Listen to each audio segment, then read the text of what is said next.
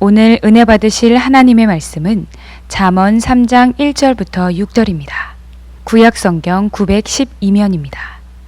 우리가 함께 이 말씀을 읽으실 때 살아계신 하나님의 음성으로 들으시기 바랍니다. 그럼 읽도록 하겠습니다. 내 아들아, 나의 법을 잊어버리지 말고 내 마음으로 나의 명령을 지키라.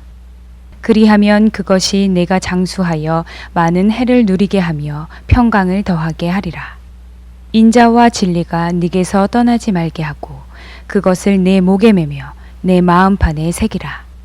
그리하면 네가 하나님과 사람 앞에서 은총과 귀중히 여김을 받으리라. 너는 마음을 다하여 여호와를 신뢰하고 내 명철을 의지하지 말라. 너는 범사의 그를 인정하라. 그리하면 네 길을 지도하시리라.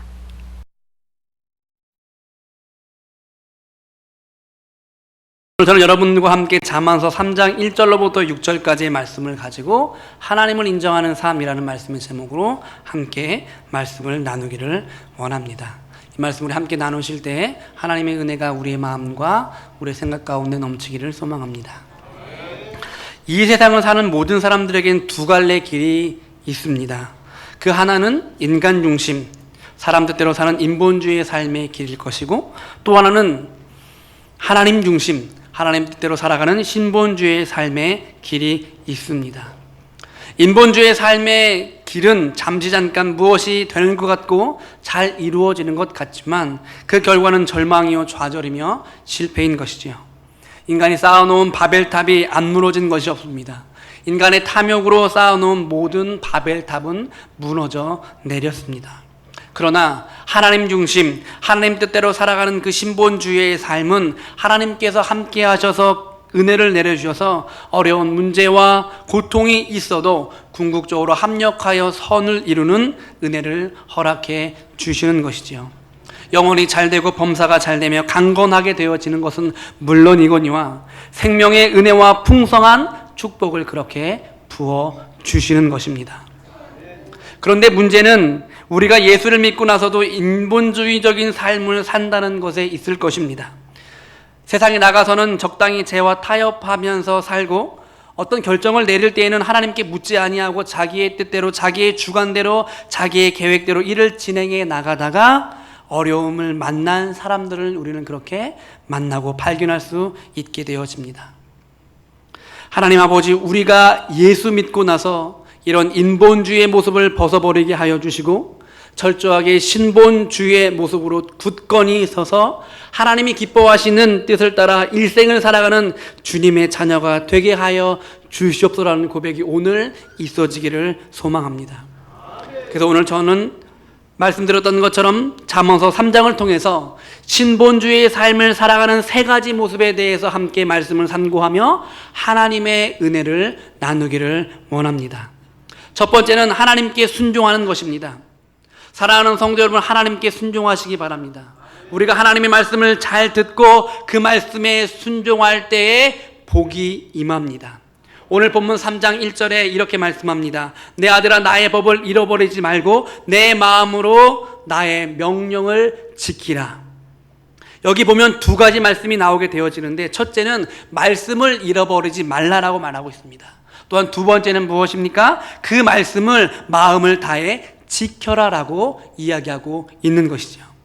잃어버리지 말라라는 것은 말씀을 소홀히 여기고 의도적으로 무시하거나 말씀을 잃어버린 채 너의 삶을 살지 말라라는 뜻입니다. 늘 우리는 말씀을 나의 마음판에 새겨 하나님의 말씀을 기억하고 말씀의 은혜를 따라 사는 주님의 자녀가 되어야 된다라고 성경은 오늘 우리에게 그렇게 말씀해주고 있는 것입니다. 그런데 문제는 무엇입니까? 기억해야 될 것은 기억하지 못하고 기억하지 않아야 될 것들은 다 기억하며 살아가는데 문제가 있는 것이죠. 그렇기 때문에 우리의 인생이 복잡합니다. 그렇기 때문에 우리의 인생이 뒤틀린 것이 보여지게 되어지죠. 자기가 상처를 받고 고통스러웠던 것은 몇십 년이 지나도 잊어버리지 않고 그것들을 다 기억합니다. 좋았던 기억, 기뻤던 기억, 하나님께 받은 은혜에 대한 감사의 기억들은 싹 다 잊어버리고 문제를 만나면 과거부터 지금까지 모든 문제들을 다 끄집어내서 상처받은 것, 고통당했던 것들, 남에게 배반당했던 기억과 무시당했던 기억, 이런 것들을 들춰내고 아파하고 고통스러워하는 것이 우리들의 삶의 모습이다라는 것입니다. 사랑하는 성도 여러분, 그러나 성경은 오늘 분명히 우리에게 이렇게 말씀해 주고 있습니다. 이전 것은 지나갔으니 보라 새 것이 되었도다. 이런 말씀에도 불구하고 지나간 옛날 일들을 들춰내게 되어집니다. 어떤 것들을 들춰냅니까? 불우한 어린 시절을 보냈습니다. 아버지한테 사랑을 받지 못했습니다. 어머니는 늘 나에게만 화를 내셨습니다. 정말로 믿었던, 정말로 신뢰했던 친구에게 배신을 당했습니다. 이런 내용들의 이야기들이 우리의 삶을 그렇게 찌르고 있다는 것입니다. 사랑하는 성도 여러분, 기억하시기 바랍니다. 예수 믿고 나서 그 과거는 사라져버림을 믿으시기 바랍니다. 여러분은 복받은 하나님의 자녀가 되셨음을 믿으시기 바랍니다. 새로운 인생으로 살아가게 되는 것입니다. 무엇을 기억해야 되는 것입니까? 하나님께 받은 축복, 하나님께 받은 약속의 말씀, 하나님께 받은 은혜의 말씀, 기적의 말씀만을 기억하시며 살아가신 여러분들 되시기를 주님의 이름으로 축복을 드립니다. 이 말씀을 마음판에 새기고 말씀을 지켜 행하는 여러분들이 되시기를 바라는 것입니다. 말씀을 순종할 때 복이 임합니다. 아브라함이 믿음의 조상으로 그가 칭송받게 되었던 것은 우리가 잘 아는 것처럼 100세 때에 낳은 아들 이삭을 바치라고 했을 때 즉각적으로 순종했기 때문에 그런 것입니다. 그는 망설이지 않았습니다. 그의 아내와 사라 의논하지 않았습니다. 만약 그가 아내 사라와 의논했더라면 아마 사라는 그 남편인 아브라함에게 이렇게 이야기했을 것입니다. 당신 치매가 왔구만. 치매가 왔어. 이 아들이 어떻게 하든 아들인데 지금 번제로 그 목에 칼을 댄다고 이야기합니까? 절대 그럴 수 없습니다라고 단박에 막았을 것입니다. 하지만 성경을 보면 아내와도 의논하지 않고 아침에 일찍 일어나서 이삭을 데리고 3일 길을 걸어서 모리아 땅인 한 산에 올라가 그를 묶고 칼을 들어 그를 죽여 번제로 드리려고 할 때 하나님의 사자가 오늘 아브라함 앞에 나타나 이렇게 말씀하고 있는 것이지요. 창세기 22장 12절입니다. 사자가 이르시되 그 아이에게 내 손을 대지 말라. 그에게 아무 일도 하지 말라. 내가 내 아들 내 독자까지도 내가 아끼지 아니하였으니. 그 다음 표현을 우리 함께 읽어보도록 하겠습니다. 내가 이제야 내가 하나님을 경외하는 줄을 아노라. 아멘. 지금까지도 아브라함은 여러 일을 통해서 나를 믿고 의지하는 것을 알았지만 마지막 너의 아들을 바치는 것을 보며 이제는 너는 합격이다. 믿음의 조상으로 내가 인정할 것이다. 그리고 뒤이어서 22장 18절에 이렇게 말씀하고 있는 것이죠. 또 내 씨로 말미암아 천하 만민이 복을 받으리니 이는 내가 나의 말을 준행함이었음이니라 하셨다 하니라. 아멘. 사랑하는 성도 여러분, 하나님의 말씀을 지켜 행했기 때문에 그를 통하여 천하 만민이 복을 받게 된다고 성경은 오늘 말씀하고 있는 것입니다. 그렇습니다. 우리가 말씀을 지켜 행할 때 하나님의 복이 임하는 것입니다. 그렇습니다. 우리가 말씀을 기억하고 지킬 때 하나님께서 우리에게 우리가 감히 상상할 수도 없는 은혜와 복을 허락해 주심을 믿으시기 바랍니다. 오늘 잠언서 3장 2절에 이렇게 말씀하고 있습니다. 그리하면 그것이 내가 장수하여 많은 해를 누리게 하며 평강을 더하게 하리라. 사랑하는 성도 여러분, 말씀을 지켜 행하면 장수의 복을 주심을 믿으시기 바랍니다. 말씀을 지켜 행하면 평강의 복을 더해 주심을 믿으시기 바랍니다. 이 복을 다 누리시는 복된 성도님들 되시기를 주님의 이름으로 축복을 드립니다. 그런데 안타깝게도 오늘날 우리의 문제는 무엇입니까? 늘 마음에 평안함이 없이 삶을 살아간다는 것입니다.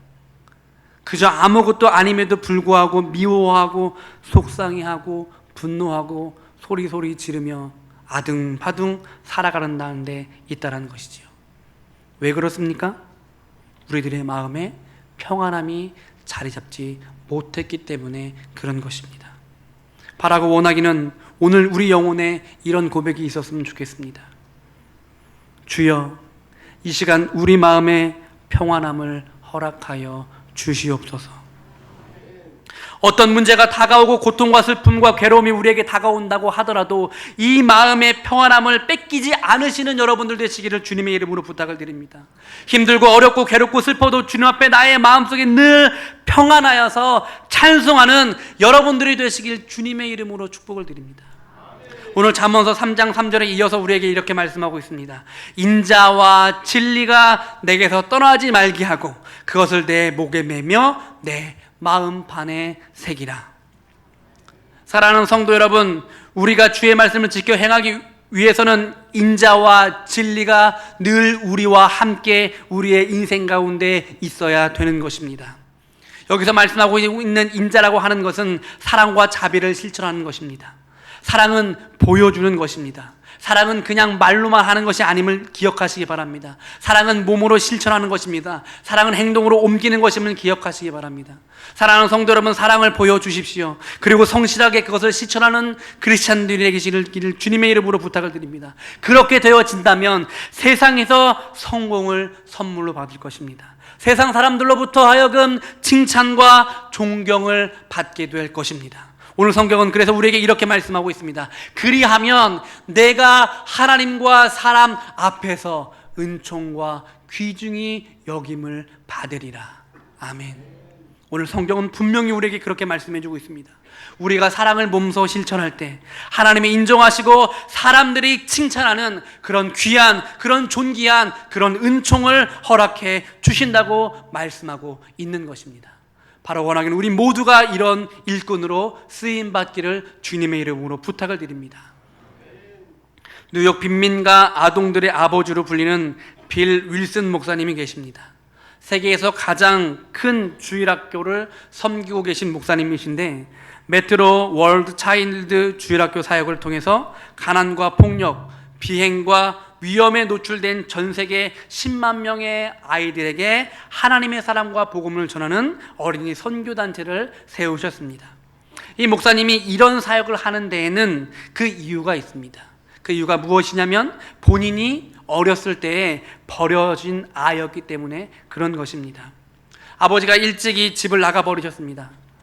남아있던 어머니는 알코올 중독자였는데 어느 날 자기를 데리고 길거리를 나가서 너 여기 좀 있어라.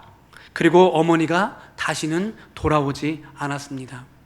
아이는 하루를 기다리고 이틀을 기다려도 어머니가 돌아오지 않습니다.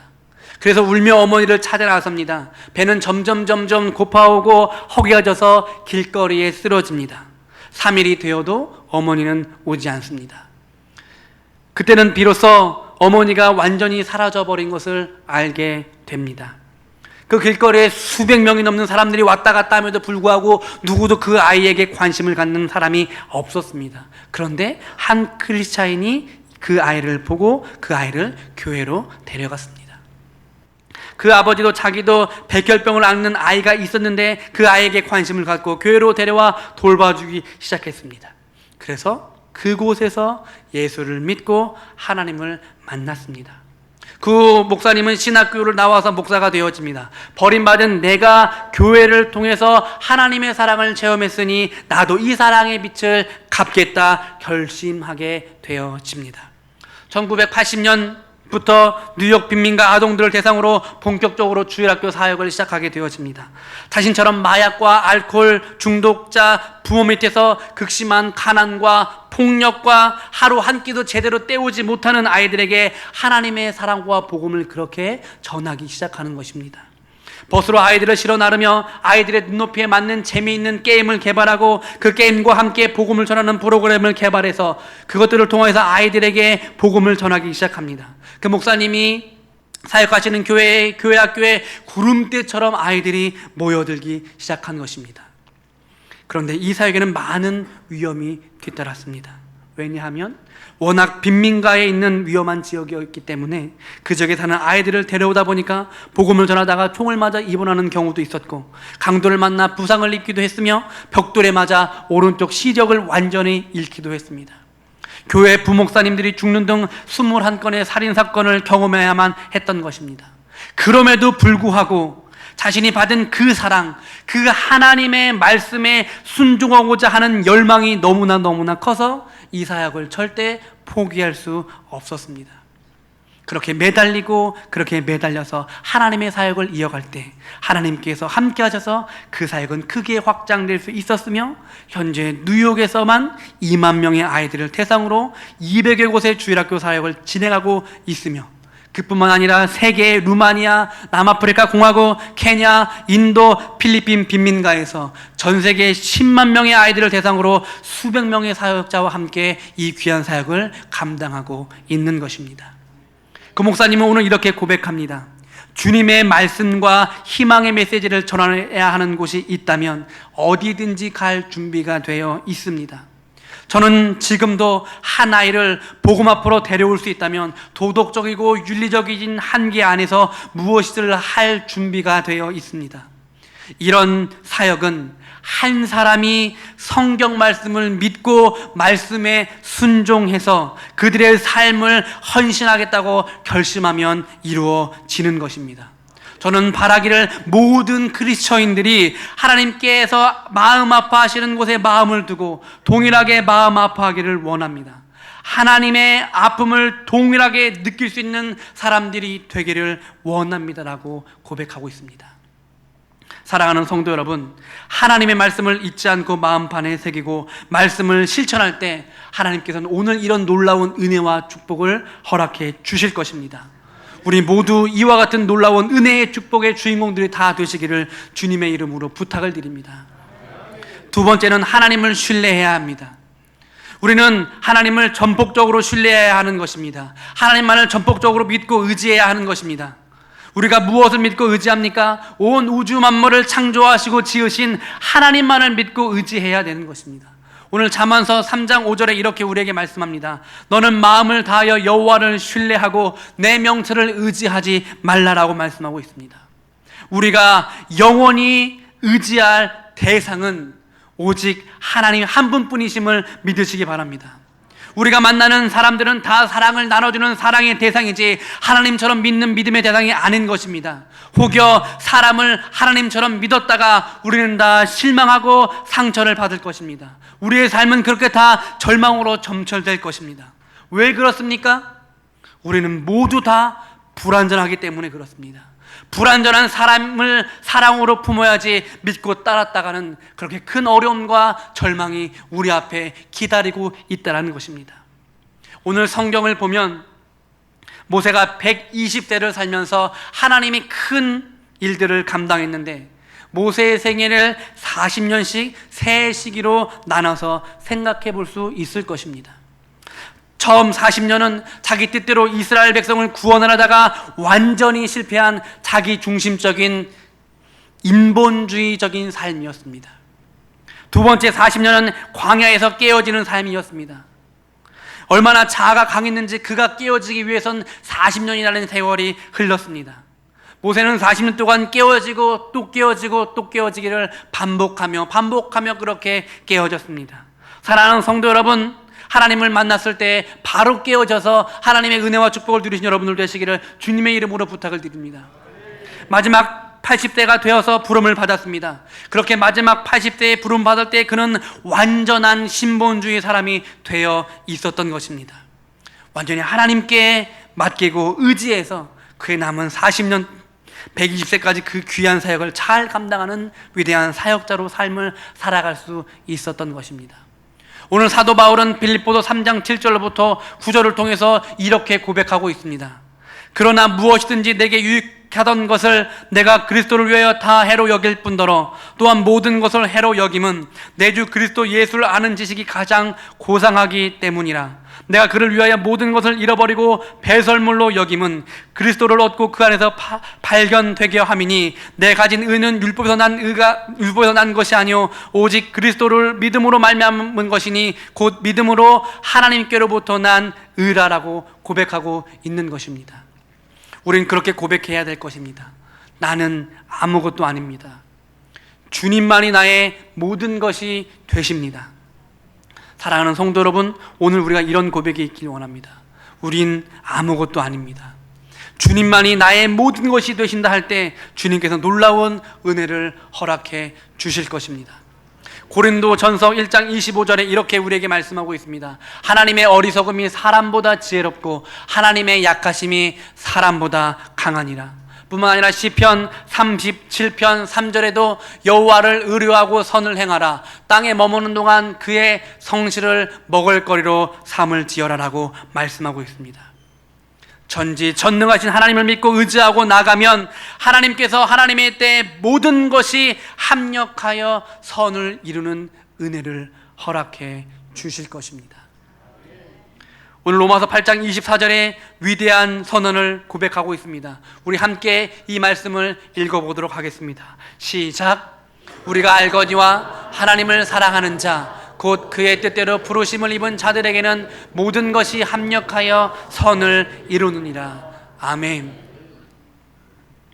아브라함은 그의 나이 75세에 그가 살던 고향을 떠나 어딘지도 모르는 곳을 향하여 나아가야만 했습니다. 왜냐하면 하나님께서 아브라함이 갈 곳을 가르쳐 주지 않고 그냥 떠나라고 말씀하셨기 때문에 그런 것입니다. 그래서 오늘 히브리서 기자는 히브리서 11장 8절을 통해서 그 상황을 이렇게 이야기하고 있습니다. 믿음으로 아브라함은 부르심을 받았을 때에 순종하여 장래의 유업으로 받을 땅에 나아갈새 갈 바를 알지 못하고 나아갔다라고 말씀하고 있습니다. 사랑하는 성도 여러분, 하나님을 이렇게 전폭적으로 믿은 아브라함은 어떠한 축복을 받게 되어집니까? 오늘 그 축복이 창세기 12장 2절로부터 3절을 통해서 우리에게 말씀해주고 있습니다. 이 말씀이 여러분의 축복이 되길 소원합니다. 여러분이 한번 읽어주시길 바랍니다. 시작.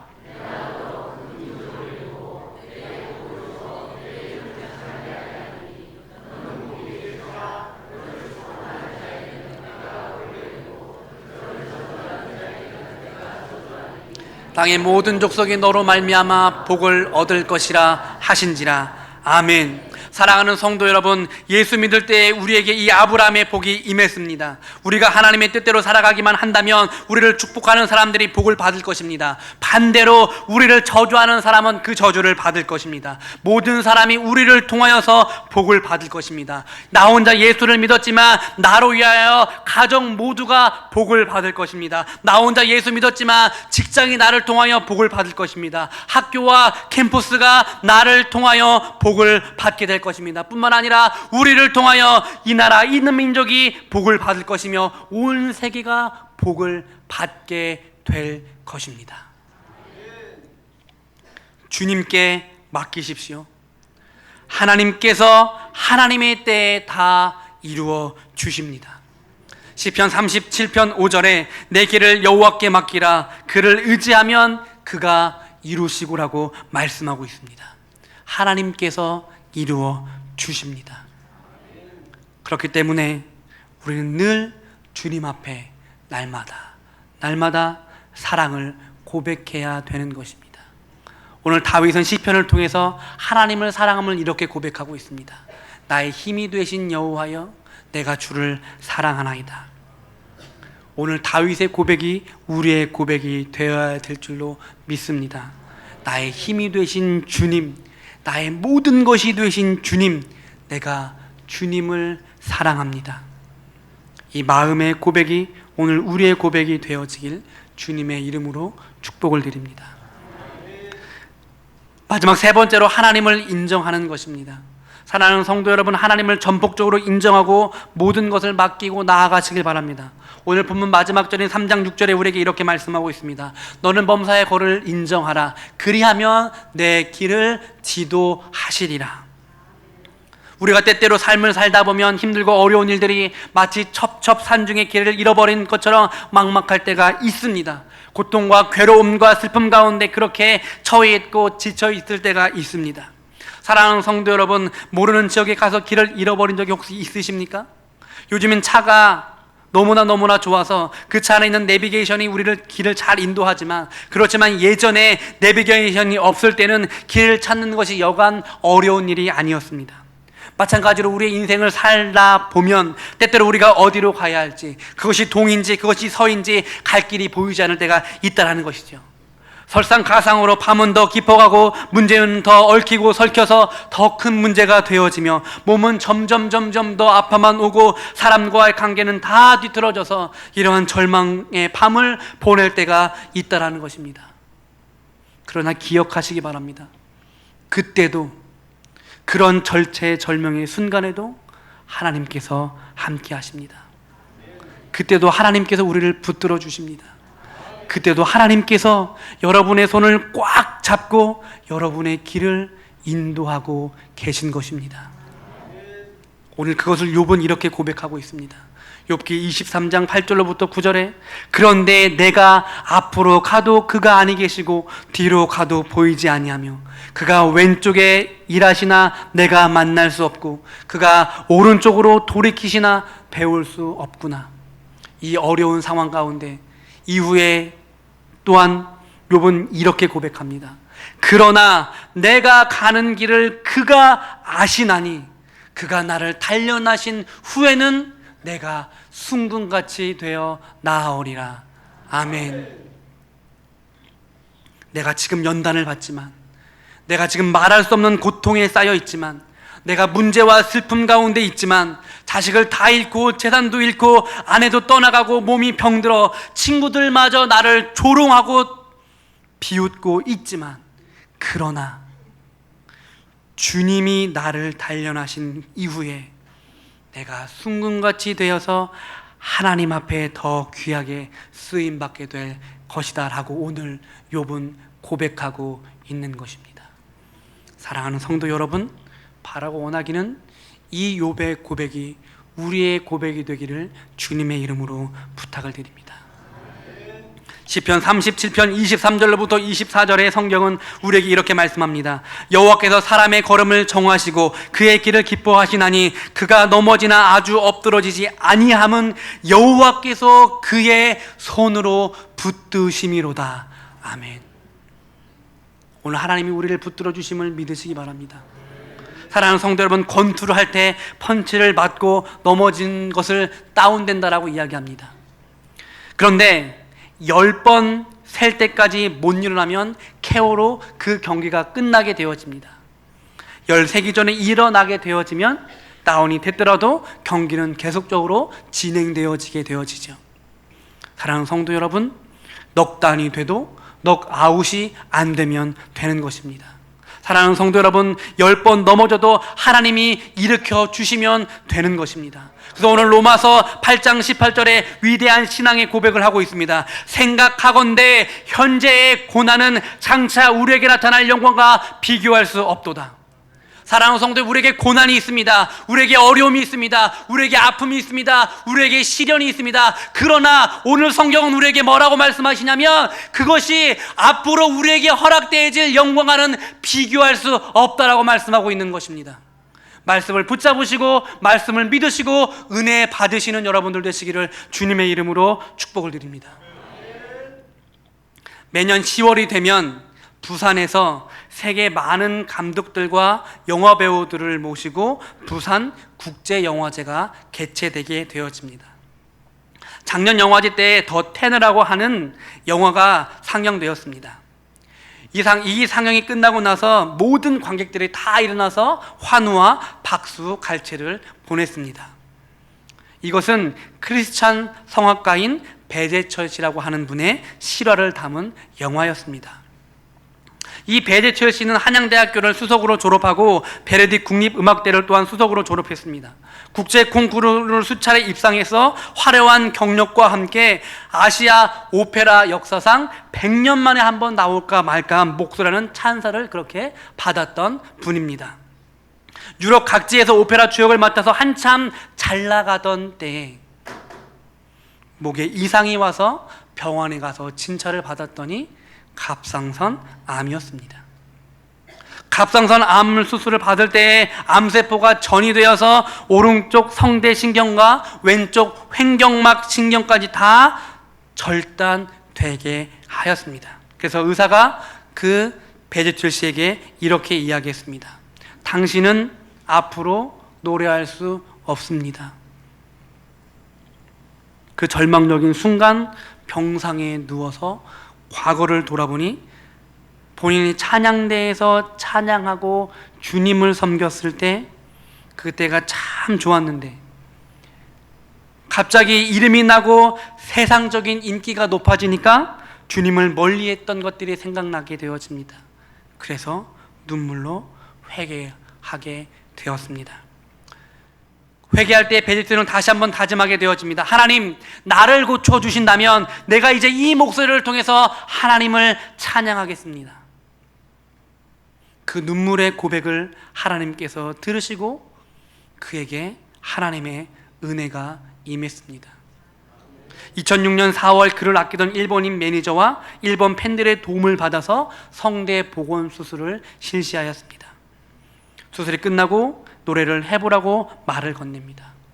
주 하나님 지으신 모든 세계 내 마음속에 그리워 볼 때 그 목소리가 다시금 회복되었습니다.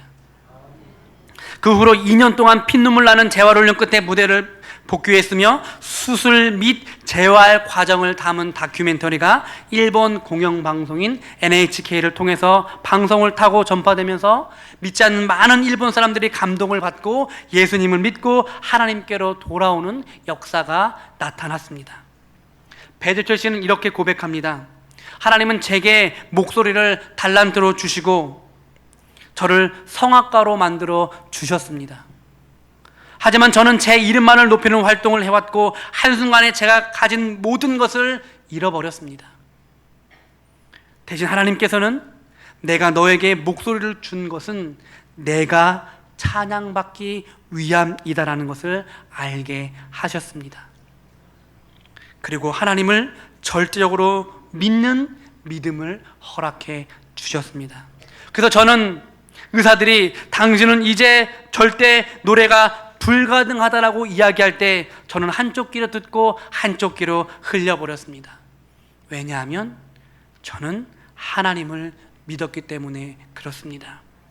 그러자 하나님께서 계획해 놓으신 일들이 하나씩 둘씩 일어나기 시작했습니다. 이제 저는 하나님을 찬양하며 절망에 빠진 사람들에게 다시 시작할 수 있는 희망과 위로를 주는 일로 제 남은 인생을 그렇게 보낼 것이며 라고 고백하고 있습니다.